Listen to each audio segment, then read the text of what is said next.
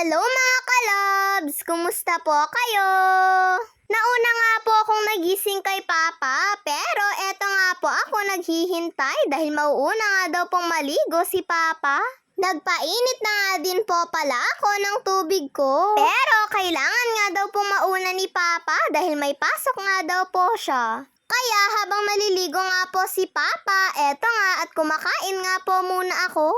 Habang si Kuya nga ay tulog pa nga po sa mga oras na yan. Ang aga niya nga pong natulog kagabi. Paano? Sumasakit na nga daw po kasi yung katawan niya. Halos gabi-gabi po kasi silang nag-iigib ni Papa. Wala na naman po kasi kaming tubig at ilang araw na nga po yun. Ang hirap-hirap din po kasi mga kalabs dahil pagod nga po si Papa galing ng trabaho tapos mag-iigib pa po sila. Ayan nga, pagkatapos nga pong maligo ni Papa ay kumain na nga din po siya. Pero tapos na nga din po akong naligo nung kumain na po si Papa. 7:00 nga din po yung pasok ni Papa, pero hindi na nga po ako makikisabay sa kanya. Maglalakad na nga lang po kasi ako mga kalabs. Eto nga at nagpapaalam na nga din po ako kay Papa dahil papasok na nga din po ako. Ako nga lang po pala yung mag-isang papasok. Si Jella po kasi ay binibihisan pa nga lang po siya ng mama niya. Kaya sabi ko nga po kay mama niya ay mauuna na nga lang po ako. At eto, patatawirin na naman po ulit ako ni Mama. Medyo matagal nga din po akong napatawid ni Mama dahil marami nga din pong sasakyan.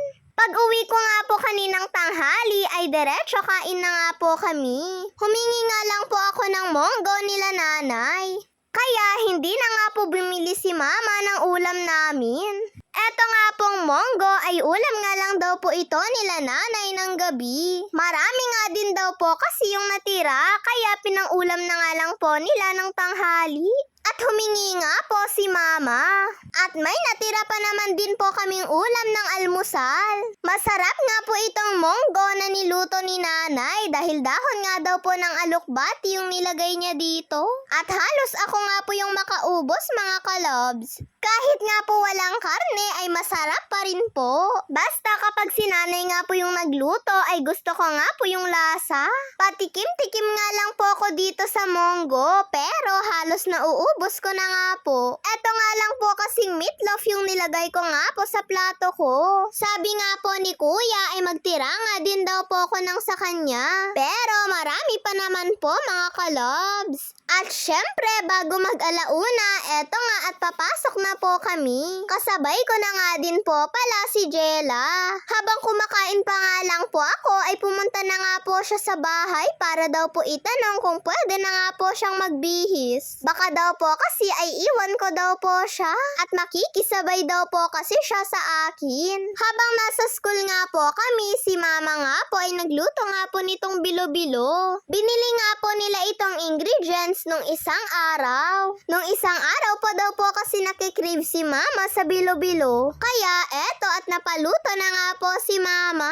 Glutinous rice po pala yung ginamit ni Mama dito na malagkit. Para daw po mabilis lang maluto. At pagka-uwi nga po ni Papa, sabi nga po ni Mama ay buksan niya nga daw po ito. Ang saya pa nga po ni Papa dahil paborito niya daw po kasi ito At nagpasandok na nga din po pala si Papa kay Mama ng merienda niya. Ang hilig-hilig nga po nila sa ganito mga kalabs. Tignan niyo naman at nakakatakam nga po yung itsura niya At tamang-tama nga lang din po yung lapot niya. Ayan nga at naglagay na nga din po si Mama sa isang bowl para nga daw po kay Papa. Bumili nga din po pala si Papa ng tasty bread pati nga po ito pong mamon. At sinasabay niya nga lang po itong kinakain sa bilo-bilo niya. Pag uwi ko nga po mga kalabs ay nagtimpla nga po muna ako ng gatas ko. Habang nagtitimpla nga po ako, sabi nga po ni Papa ay magtimpla nga din daw po ako ng kape niya. O di po ba, hinintay pa nga po ako ni Papa na umuwi para nga po magpatimpla ng kape niya. Gusto daw po kasi ni Papa na ako nga daw po yung magtimpla ng kape niya masarap daw po kasi akong magtimpla ng kape. O di po ba, nauto na naman po ako ng Papa ko. Pero kahit hindi niya naman po yun sabihin, kapag gusto nga po ni Papa na magtimpla ako ng kape niya, ay titimplahan ko naman po talaga siya ng kape niya. Naunahan pa nga po ako ni Tita na kumuha ng mainit. Nagtimpla din po kasi siya ng gatas ni Baby. Kaya pinauna ko na nga lang po siya. At habang nagtitimpla nga po ako, ay kumuha nga din po si Tita ng bilo-bilo. Merienda po kasi naming lahat yun, mga kalabs. Madami din po pala yung nagawa na isang plastic ng glutinous rice. Gustong-gusto nga daw po ni Mama yung ganong bilo-bilo at kinabukasan niya nga daw pong kakainin. Lalo na kapag malamig nga daw po, mga kalabs. Tignan niyo naman po si Papa at busy pa po siya, oh. Pagkatapos ko nga pong nagtimpla ng kape ni Papa, ay sumandok na nga din po ako nitong bilo-bilo. Ayaw ko nga po sana, mga kalabs, pero parang natatakam nga po ako. Konti nga lang po muna yung kukuhanin ko, baka po kasi ay hindi ko nga po maubos. Hindi nga rin po kasi ako masyadong mahilig sa ganito, mga kalabs. Pero gusto ko pa rin po siyang tikman. Ang sarap nga po pala, mga kalabs. Kaso lang, bumili naman po pala si Papa ng mamon, kaya mas gusto ko nga po yung mamon kesa dito. Kaya konti nga lang po yung kinuha ko para po makakain pa rin po ako ng mamon at isasabay ko nga din po yun sa gatas ko.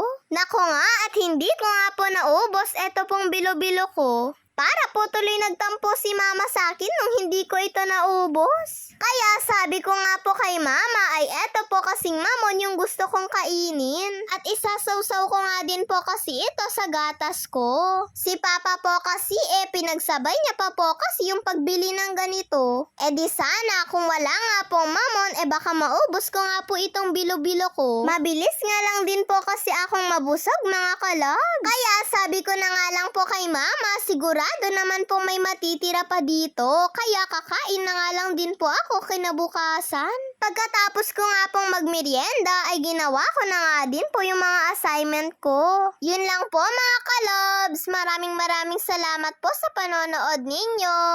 Mag-iingat po kayo palagi. God bless to all. Bye-bye po.